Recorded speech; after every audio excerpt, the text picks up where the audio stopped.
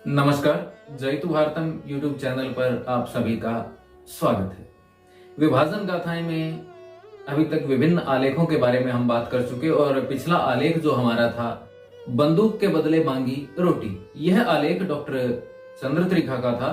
परंतु इस आलेख का जो संस्मरण था वह उनके पिता श्री स्वर्गीय श्री गणपत राय त्रिखा जी का था, जिनका जन्म स्थान निवास स्थान था पाकपटन शरीफ, जिसमें आपने हमने जाना कि किस तरह से श्री गणपत राय यहाँ यानी भारत पहुंचे और किन किन परिस्थितियों का उन्होंने सामना किया। एक स्थिति तो ऐसी आई कि उन्हें बंदूक बेच करके रोटी मांगनी पड़ी।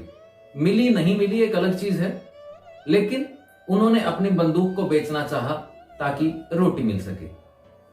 उसके बाद और भी बहुत सी हृदय विदारक घटनाएं जो पिछले आलेख में हमने पढ़ी वो बड़ी विचलित कर देने वाली हैं। जिस तरह की परिस्थितियों से दो चार होना पड़ा, उनके एक रिश्तेदार ने उन्हें 4 जहर की पुड़िया दी कि अगर परिवार की औरतें कहीं दंगाइयों के बीच में फंसती दिखाई दें तो आप उनको ये जहर की पुड़िया दे दें, थोड़ा सा चुटकी भर जहर दे दें।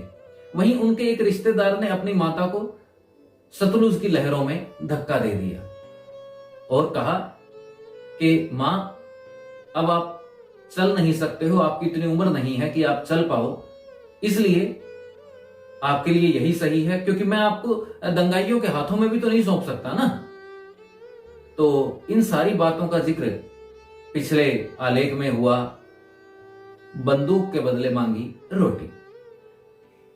स्वर्गीय श्री गणपत राय त्रिखा का संस्मरण था और आलेख था डॉक्टर चंद्र त्रिखा का। अब आगे बढ़ते हैं और आज हम बात करेंगे मिल्खा सिंह तुम कहां हो। यह संस्मरण है शेख अनवर अली का, जो कार्टूनिस्ट थे पाकिस्तान टाइम्स में, और आलेख डॉक्टर चंद्र त्रिखा का। 1947 में मैं मेयो स्कूल ऑफ आर्ट्स का छात्र था। जब मैं अगस्त के पहले हफ्ते में लाहौर से लुधियाना के लिए चला, तब लाहौर वाकई जल रहा था। लुधियाना में मुसलमानों को लगता था कि उनका वह शहर पाकिस्तान में ही रहेगा, मगर रेडक्लिफ अवार्ड के आते ही मुस्लिम परिवारों में आतंक फैल गया। मैं पूरी मुस्तैदी के साथ अपने सगे संबंधियों और परिवार को लाहौर ले आया, मगर पूरे रास्ते मैंने अपनी आंखों से वह सब कुछ देखा जिसे जहन्नुम के रूप में बयान किया जाता था। इस सारे बंटवारे में लुटे तो साधारण परिवार, जिन्हें किसी ने नहीं पूछा कि वे किधर जाना चाहते थे। लुधियाना में ज्यादातर हौजरी उद्योग पर हिंदुओं व सिखों का कब्जा था, मगर ज्यादातर मजदूर मुस्लिम थे। जाहिर था कि हौजरी मालिकों के पास भरपूर संसाधन थे, मगर कत्लो गारत का जो दौर चला उसमें सभी देर सवेर शरीक थे। मुस्लिमों का आरोप था कि पहल कुछ हिंदू संगठनों ने की थी, जबकि हिंदुओं का आरोप था कि कुछ मुस्लिम संगठनों ने लूटमार के इरादे से हिंसक घटनाओं की शुरुआत की। मगर हकीकत यह थी कि अफवाहों और लूट के लालच और मजहबी आबरू के सवाल पर ही कत्लो-गारत मचाई गई थी। लुधियाना के ग्रामीण इलाकों में भी ज्यादातर आबादी हिंदुओं व सिखों की थी। उस इलाके में जब रावलपिंडी में सिख परिवारों के कत्ल की खबरें पहुंची तो उसकी तीखी प्रतिक्रिया लाहौर के ग्रामीण क्षेत्रों में हुई।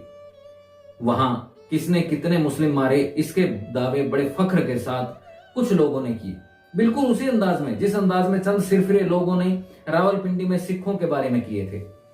वैसे जिला लुधियाना की मुस्लिम आबादी लगभग 37% थी, लगभग 45% परिवार सिखों के थे, मगर शहर में आबादी का अनुपात अलग था। छावनी व शहर को मिलाकर के लगभग 63% आबादी मुस्लिम थी। इसी आधार पर प्राय यह मान लिया गया था कि यह क्षेत्र पाकिस्तान में रहेगा।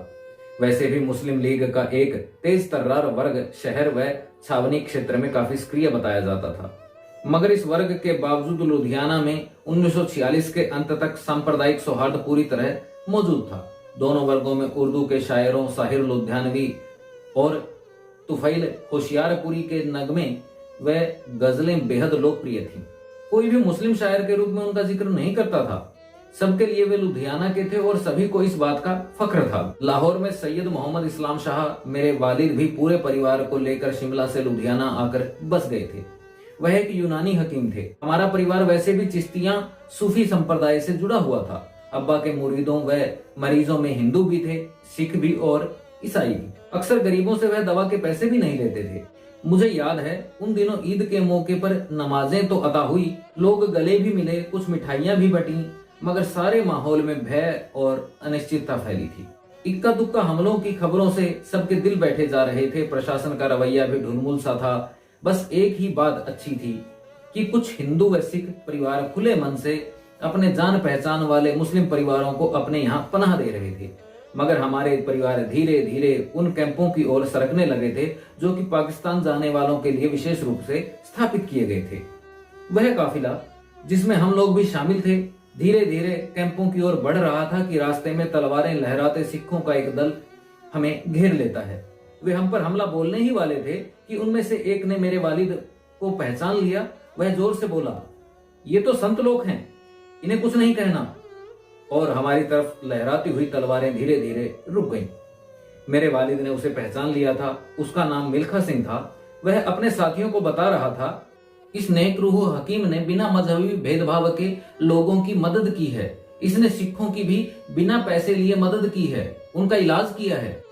इसे और इसके परिवार को जाने दो।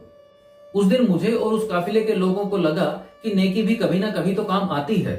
बाद में मेरा भी मन किया कि मैं उस मिल्खा सिंह की तलाश करूं, मगर मसरूफियत के चलते कभी ऐसा नहीं हो पाया। तो ये तो बात थी मिल्खा सिंह तुम कहां हो। अगले आलेख कुछ भी नहीं भूल पाए के साथ आपसे फिर मुलाकात होगी।